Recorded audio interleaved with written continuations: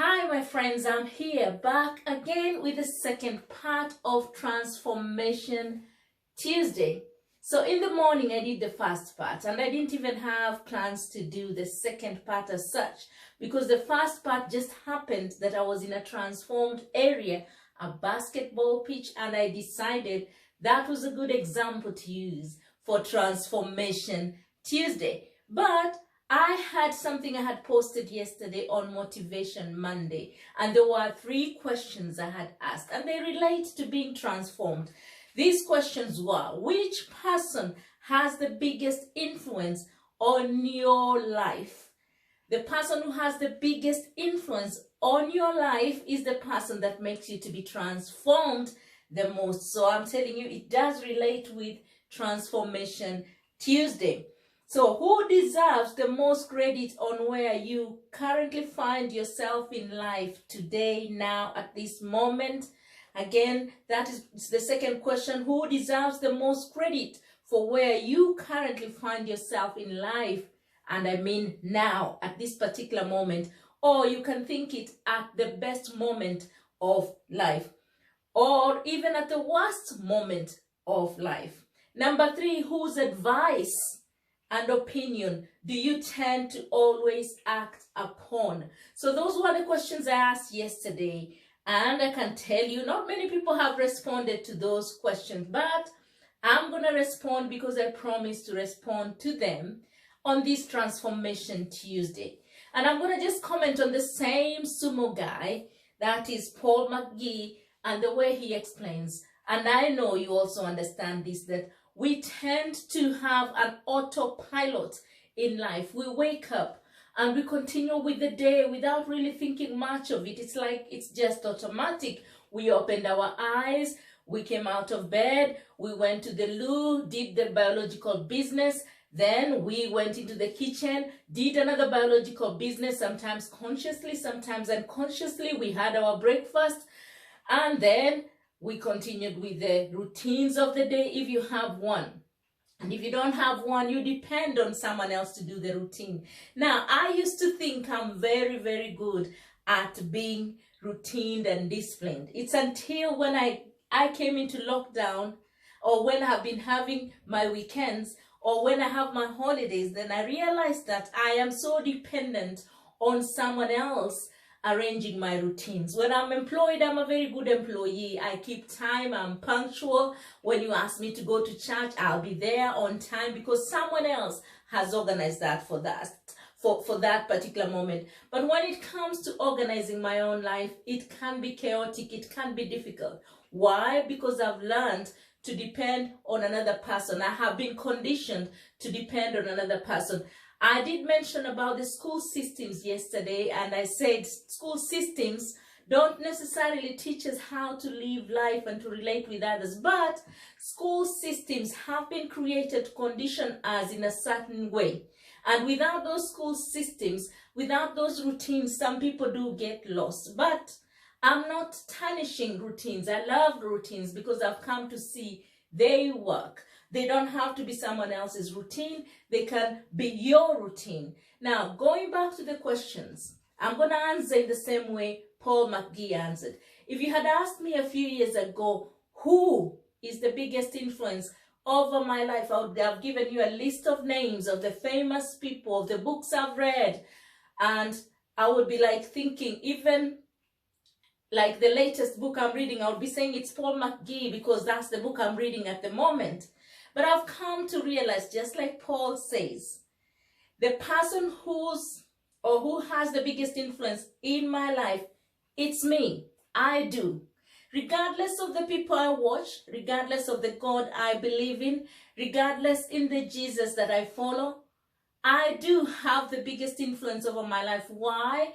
Because I decide, I think, I choose, regardless of the people I watch and I admire and I see and I loathe maybe sometimes when I don't like things, the person who has the biggest influence on my life, whether I become a copycat or whether I become the Esther that I am, whether I embrace the uniqueness that God has given me, I have the biggest influence in my life. I'm the one who makes my life to turn out to be the way it is. So the transformation starts with me. And when it starts with me, then it's me who has been influenced. It's me who has been impacted, and it's me who changes. And when I change from within, then I can be able to change what is outside in my environment, and I can be able to influence and impact other people. So the person with the biggest influence on my life is me. The person with the biggest influence over your life,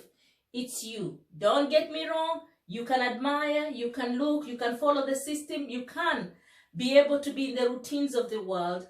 But just remember, don't just be in the autopilot. Don't just follow the crowd.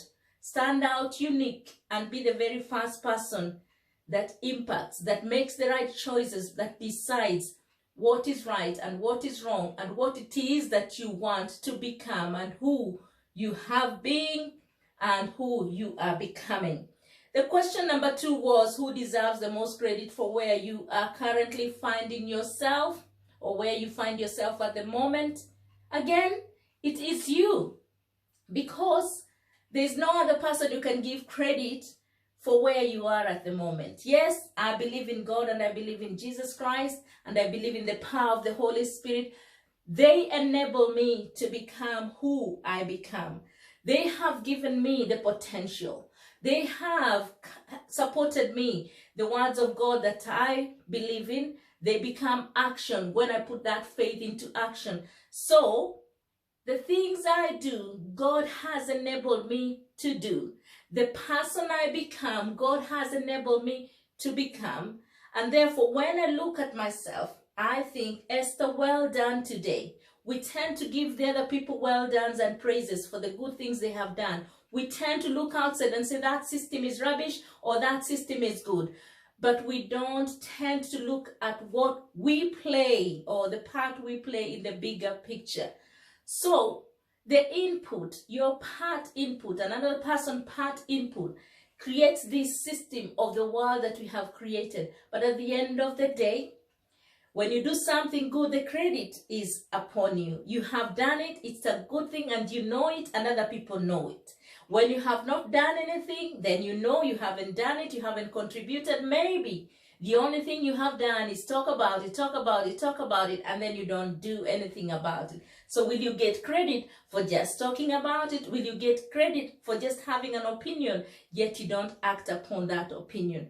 So you deserve the most credit for where you are currently finding yourself at this particular moment. So the transformation of your environment, the transformation of you as the person is within you.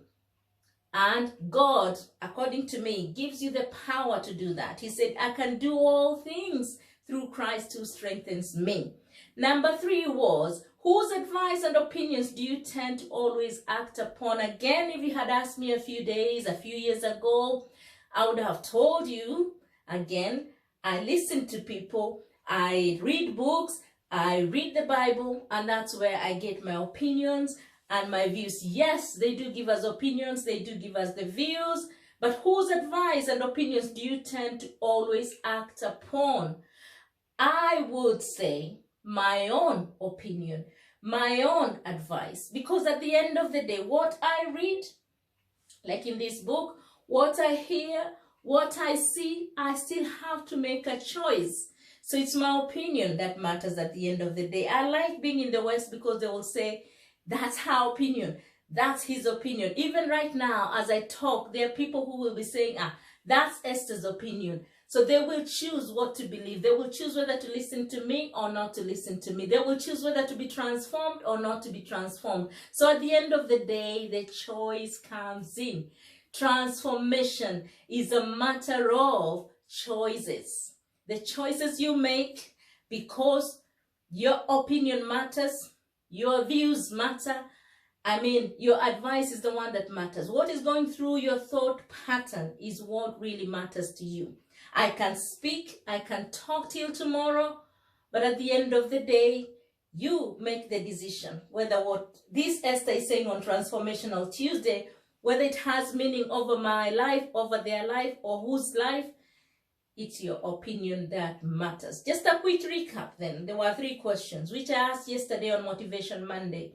And this particular Tuesday, which is Transformation Tuesday, we are looking at who transforms you, who influences you. It's you who influences you the most in life. Who deserves the most credit or no credit at the moment, at this current moment of life? It's you again.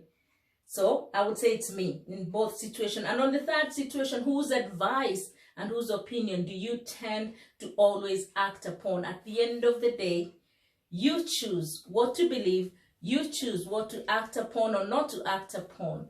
So on this Transformation Tuesday, may I encourage you, take charge, take responsibility. There's a lot of potential in you. And I know, whether you like it or not, I know there are things you want to do. I know there's a place you want to be. I know there is a person you want to become.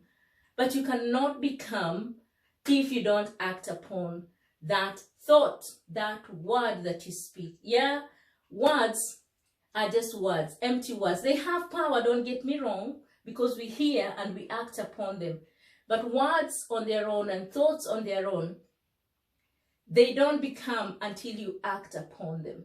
Faith is activated by doing. Faith without action, faith without works is dead. I believe in a powerful God, and therefore I'm tapping into this powerful God, and I want to be all I can be. Yesterday I said to you, John 10:10 is my driving force verse. Abundance in all areas of my life, in my spirit, in my physical, in my intellect, in my finances, commercial aspects of life, in my emotions, in my social life. I want that abundance, and it starts by being transformed here in the mind, bringing these mind thoughts into words, and these words become actions. Today, I have acted upon the very thoughts I've been having, and I've spoken them, and I'm talking to you, but I'm also saying the power belongs to you. You have the choice at the end of the day to be transformed this Tuesday. Have a wonderful, wonderful, wonderful day.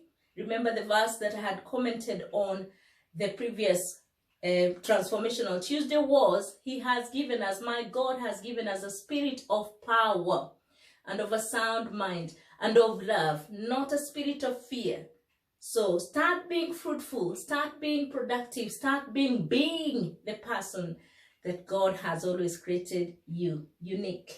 He has great plans for us. He has great plans for you. And the power is in your hands. The ball is in your court. God bless you. Have a wonderful transformed Tuesday in this second part of Transformation Tuesday. Bye for now.